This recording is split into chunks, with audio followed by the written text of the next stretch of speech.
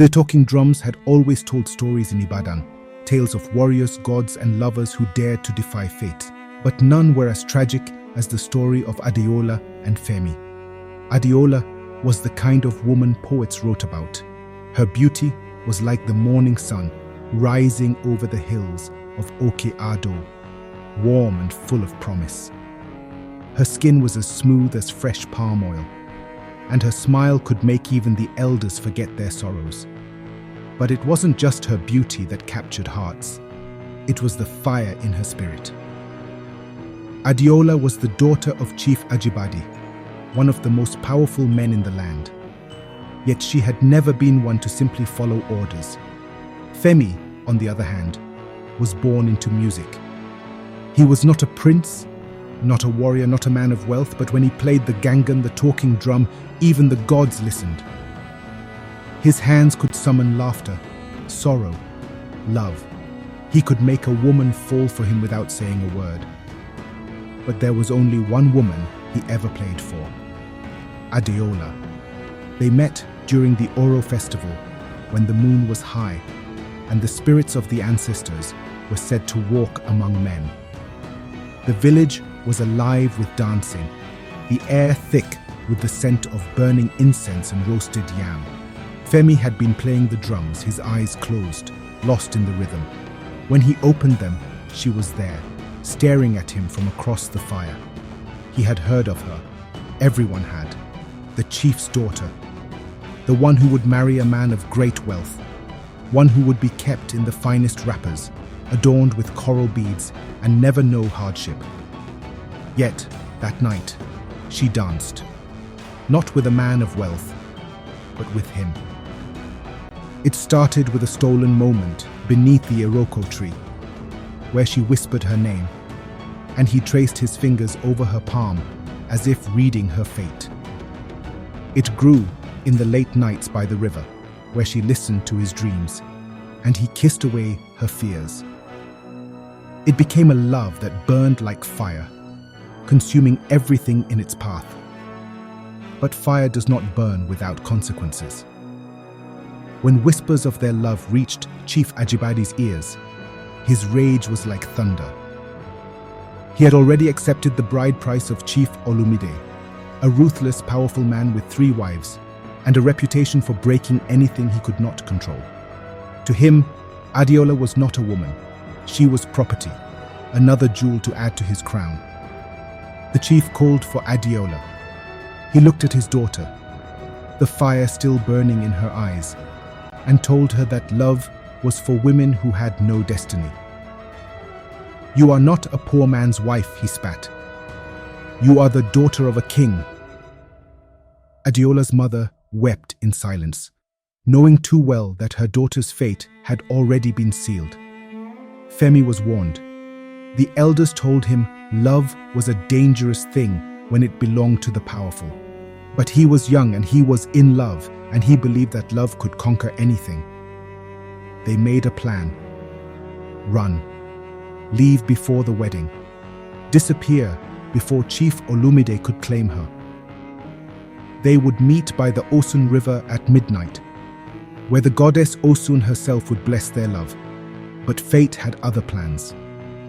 That night, as Femi sat on the riverbank, drumming softly, waiting for his love, a shadow moved behind him.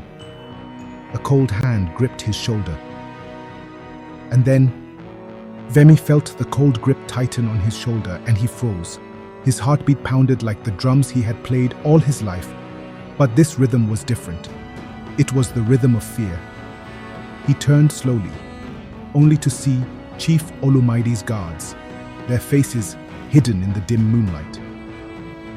Before he could react, a heavy blow landed on the back of his head. The world blurred, his vision swam, and the last thing he heard before darkness swallowed him was the distant sound of the Osun River flowing like a whisper from the gods. Meanwhile, Adeola ran. She had wrapped herself in a simple aso oke, far from the lavish beads and gold her father forced upon her. Her feet were bare, the soft earth cooling her as she hurried through the trees. Every step closer to the river was a step closer to freedom. But then, A scream. Not hers. Femi's. She stopped, her chest rising and falling in panic. She knew that voice. It was the same voice that whispered sweet things to her under the stars. The same voice that once promised to love her until the gods themselves grew old.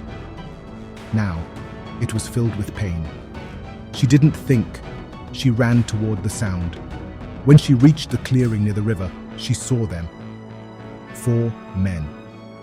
A lantern flickering. Femi on the ground, blood trailing from his lips. And standing above him, Chief Olumide. His robes were fine, his face calm, but his eyes were dark with something sinister. Power. Greed. Possession.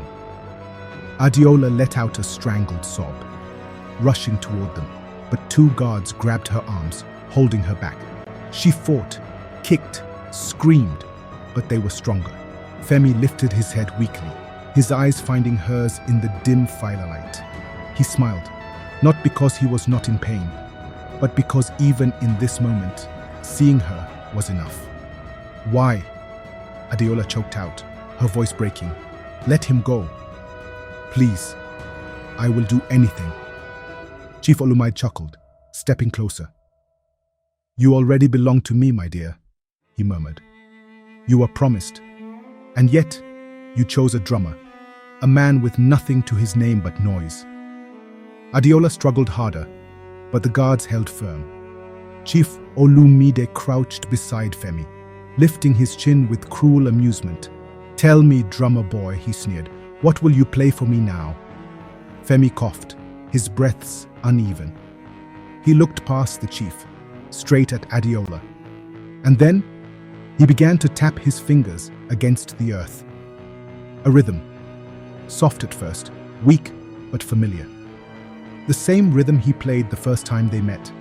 The same rhythm that made her fall in love with him. Adiola sobbed.